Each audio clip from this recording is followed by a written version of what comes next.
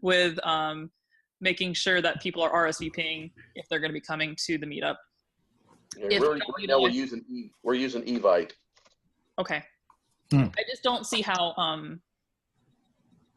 just as an individual person, I never go to like the Evite stuff. It's just easier to search for it on Meetup because I can go speaking and then it shows me all the Toastmasters groups usually. So I just find Meetup to be easier. The people can put pictures, they don't have to if they don't want to. But then people will start seeing it's active, people are going to it. And then when you do have guests, you can send them little like, it was nice to see you. And the more members that send that to the guest, the more likely they are to be like, oh, well, they're really friendly.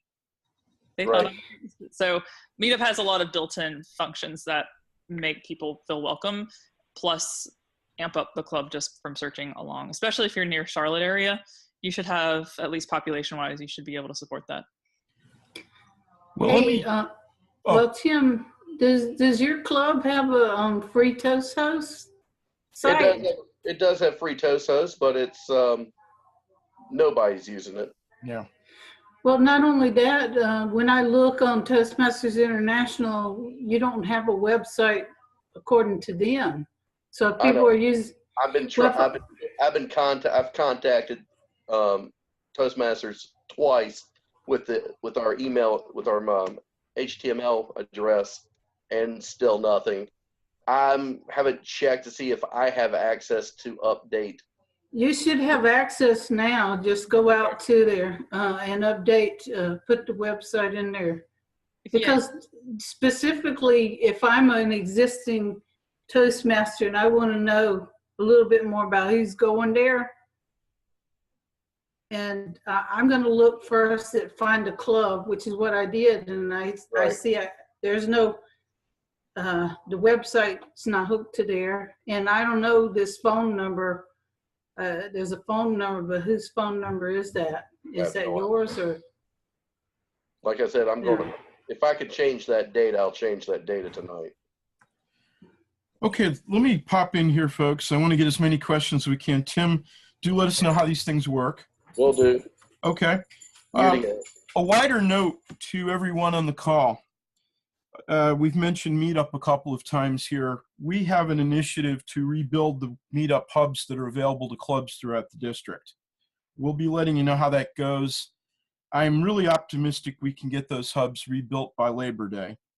We've got a gentleman working on this as an HPL, so he does have the incentive. And then we will, once we've got those hubs built, we'll send out material on how exactly you can connect with that. So stand by. Meetup will be available hopefully soon. I know a number of people have joined us since we started a little early on this call. Let me, for the benefit of everyone who's called in, let you know this is a brand new initiative we've had with the district to have an opportunity to converse you as VPPRs with those of us on the Public Relations Committee for the district. This is a huge experiment. Hopefully we can answer questions that only in the past you would have had an opportunity to address, say, at a TLI or at a conference or through an email. This way we can get a wider conversation much more frequently. We're hoping you've got some good questions and that we can benefit everyone with the answers. Who's got the next question for us? And I've muted a lot of folks, so maybe I should do a wide unmute here so somebody can jump in. A question for the team, anyone at all?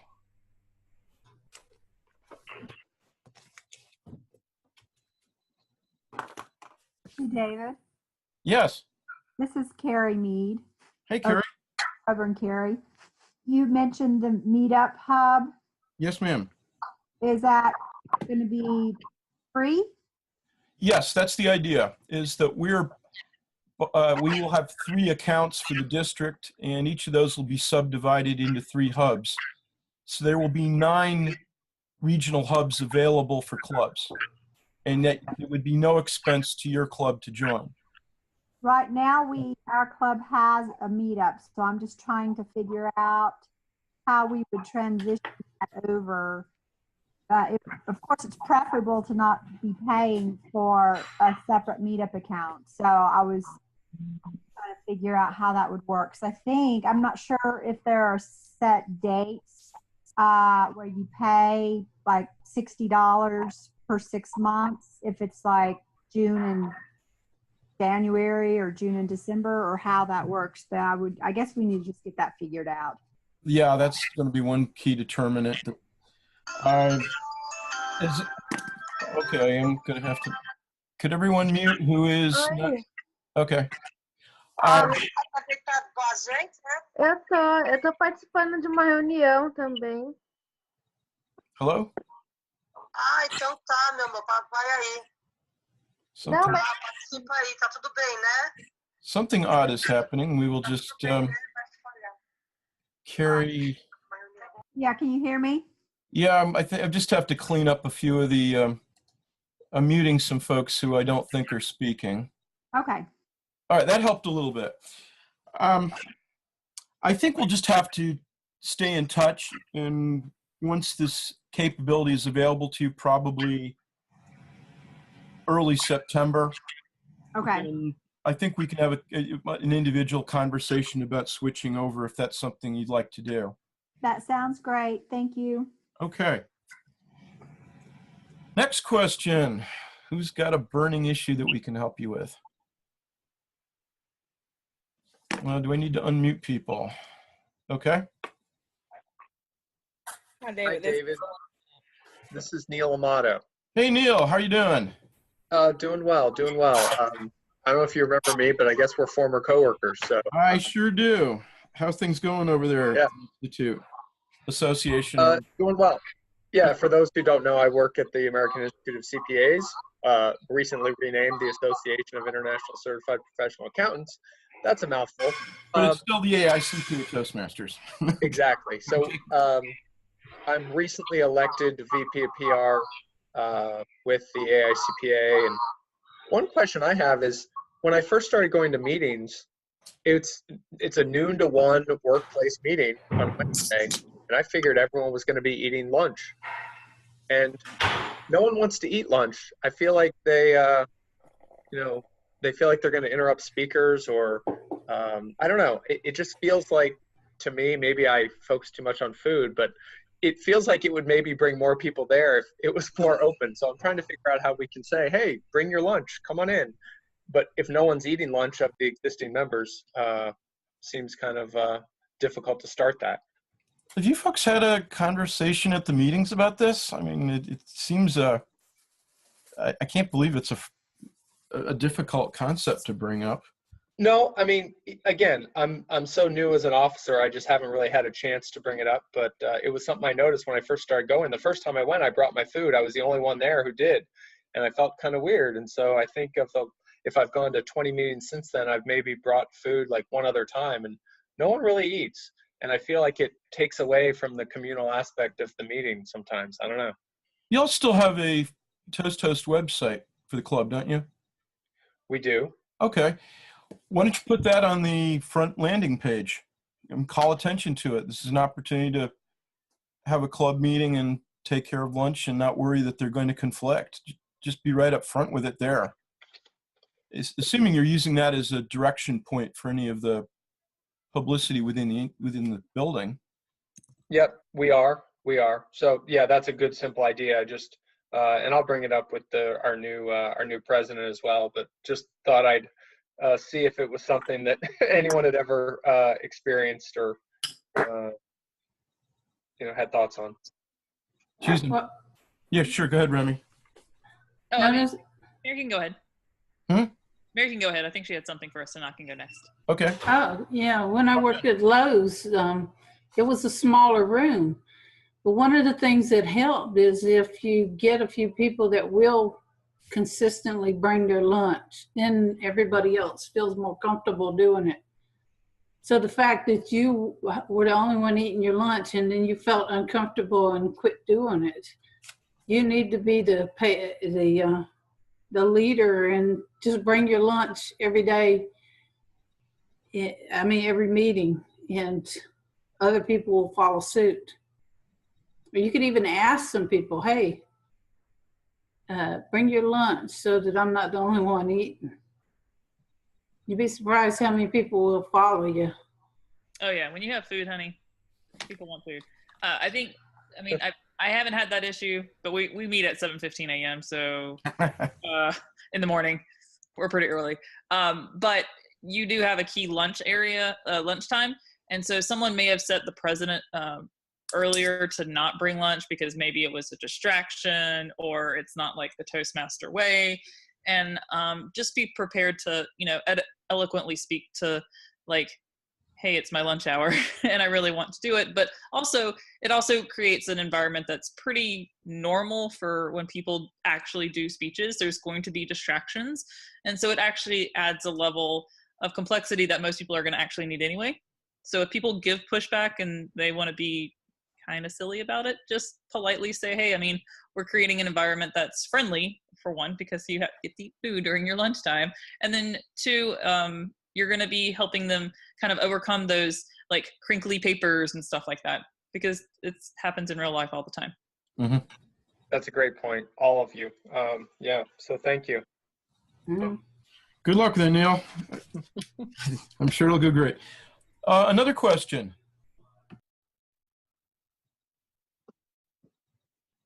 Don't be bashful. This is your opportunity for the whole month. All right, let me unmute. Hello? Yes, hi. My name's Alan. Hey, Alan. Hi. So I joined Valentine Toastmasters about 4 months ago. Mm-hmm. I just got sworn in last Thursday as a VP of PR. Okay. And I just had an idea that I don't.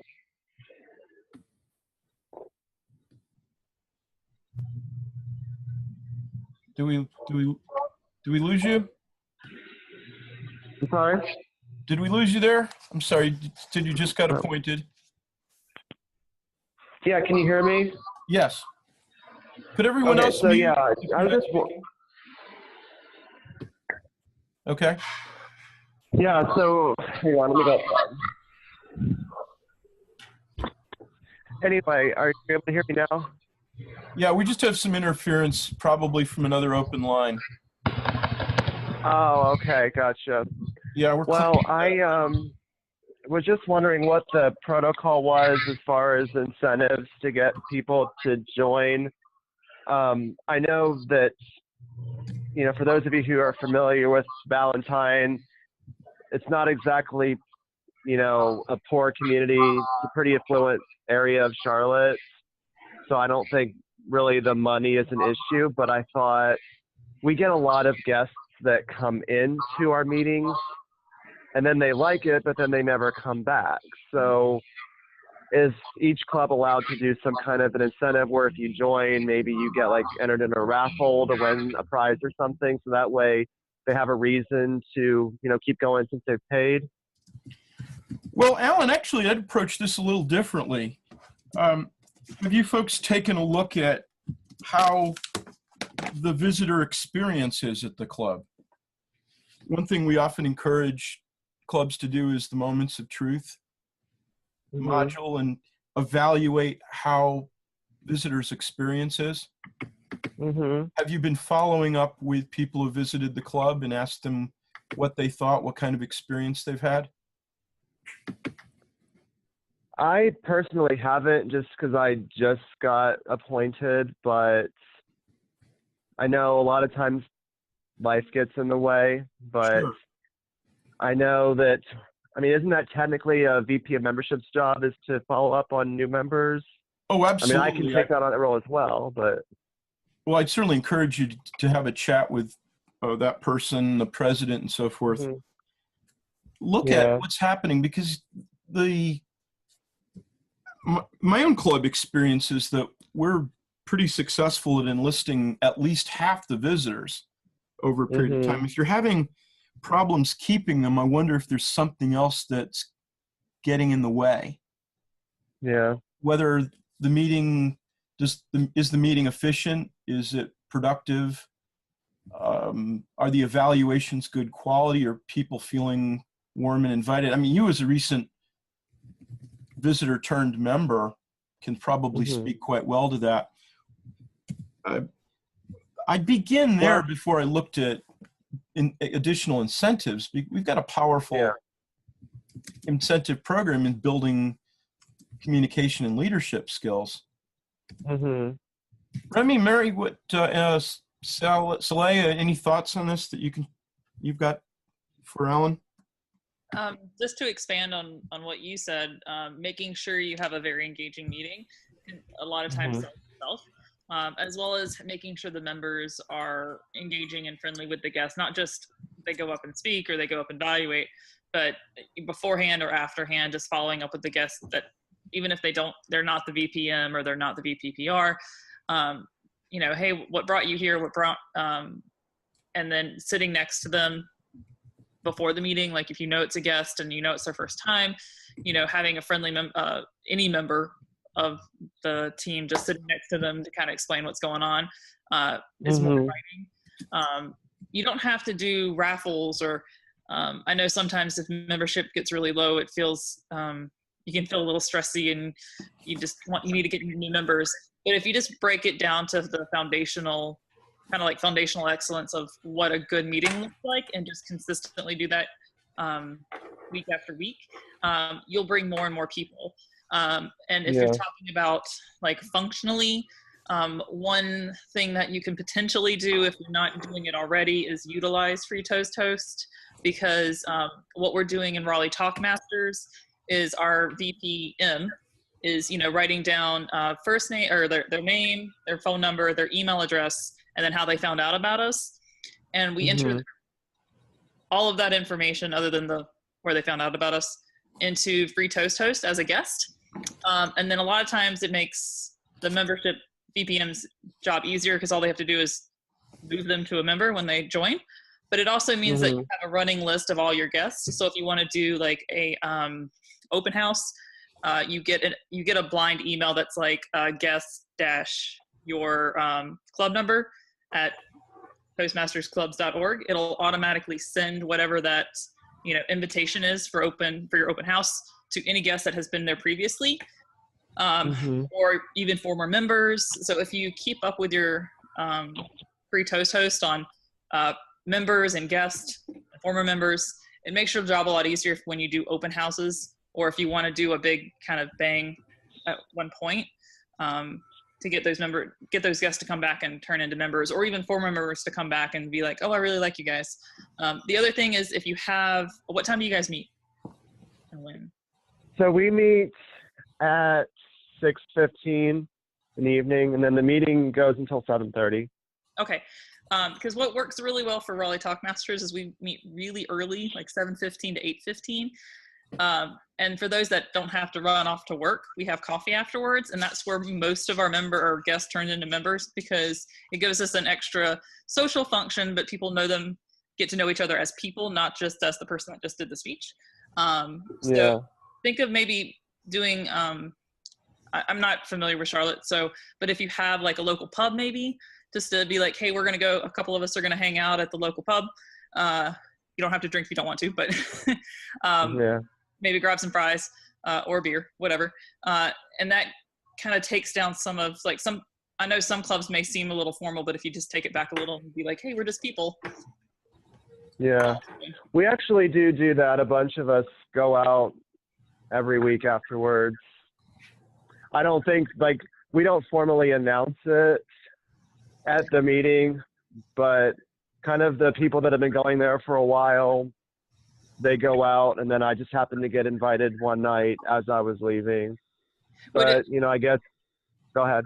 Would they be open to letting other people, like other members and other guests, kind of just join them? Because I think that would show like a lot of openness about the club and how they're receptive to more people coming, and it shows, your fun side. Yeah, it definitely would, and I can always bring that up at our next meeting. And then as far as the meeting itself, we've always been very open. It's a very good group of people, and I think, let's see, I don't know if this is the norm, but there's probably about 30 or so like registered members in our chapter. And on an average meeting, there's, I don't know, like 15 to 20 people at a meeting. And, you know, we do get, you know, at least a couple visitors every week. And, you know, Ballantyne, it's a very heavily trafficked part of Charlotte. A lot of corporate offices have buildings, a lot of corporations have offices there. So a lot of people stop in after work. And then I don't know what makes them not come back. The only possible thing I can think of would be that it's like the same people speaking every week or something. That's the only thing that jumped out at me.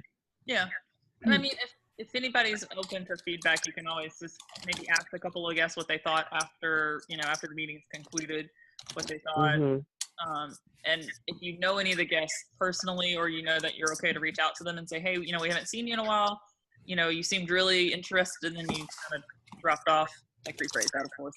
Can you just tell us why? I mean, most people will tell you if you just ask. Sue Ellen, will that help you? Hey, this is Saleh. I have actually one more. Sure, one more Saleh. point to kind of build up into what you guys already mentioned. So we have a corporate club at Credit Suisse, and as it was mentioned by Remy, a lot of their members turn.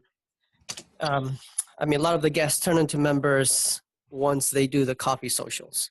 So the common theme that I've seen, and to build up on that, is the more personalized this experience become for a guest, the better it becomes, and the better turnout it gives you. So personally, for an art club, when guests come, we don't just ask them, how did you hear about us or whatnot, but we go the extra step to say, problem are you trying to solve, or what is something that you're trying to improve by you even coming?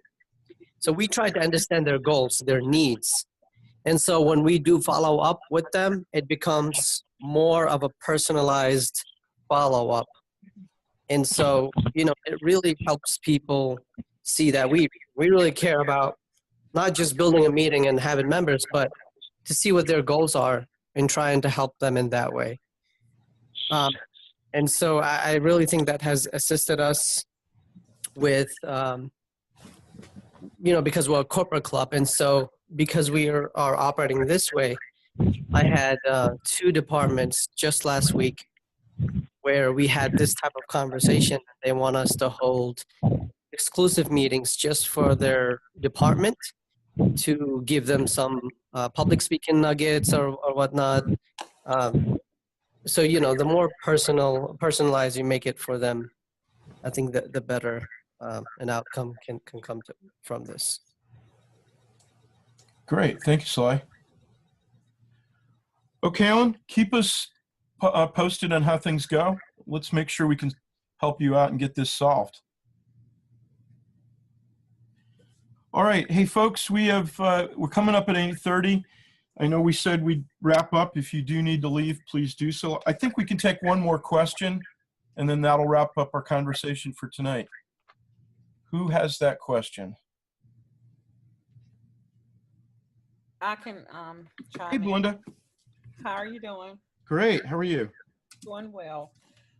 We had a board meeting where we were trying to find ways that we can actually bring in more interest for Toastmasters. And there was a thought as far as connecting with the local library, because they have a lot of community outreach programs, and because Toastmasters do bring in the community, we're going to try that avenue as well. I know I've heard a lot about the Meetup, and that is something that we have thought about as well. But also when it comes to the public library, again, it's meeting a lot of the public to give us an opportunity to actually have something there so people can see how welcoming it is, the benefits of it, and maybe opening a door for more memberships that way. Interesting idea.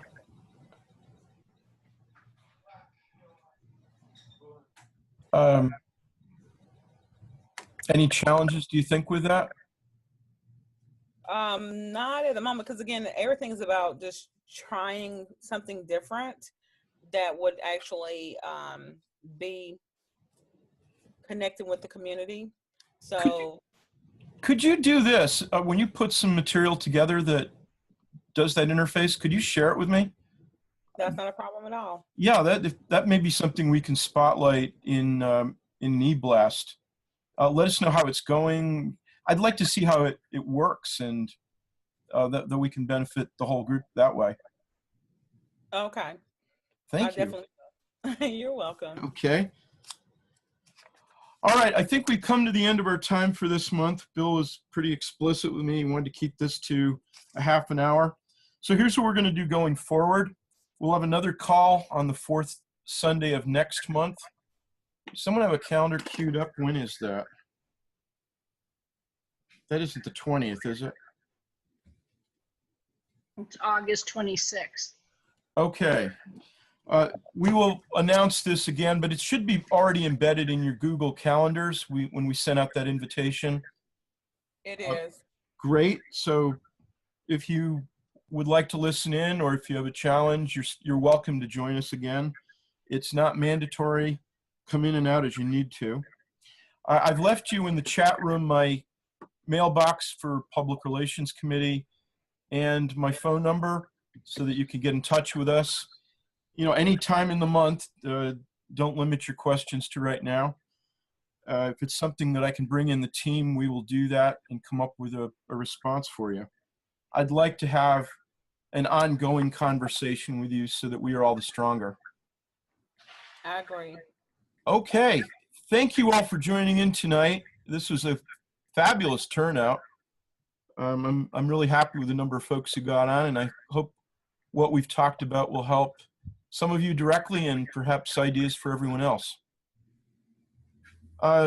Please share any feedback you'd like if you want to leave something in the chat room before you go out, or pop me a note, and I would appreciate your feedback on how this worked for you. All right. Thank you, David. Hey, you take care, everybody. Thank you. Thanks a lot. Thanks, guys. Thank you.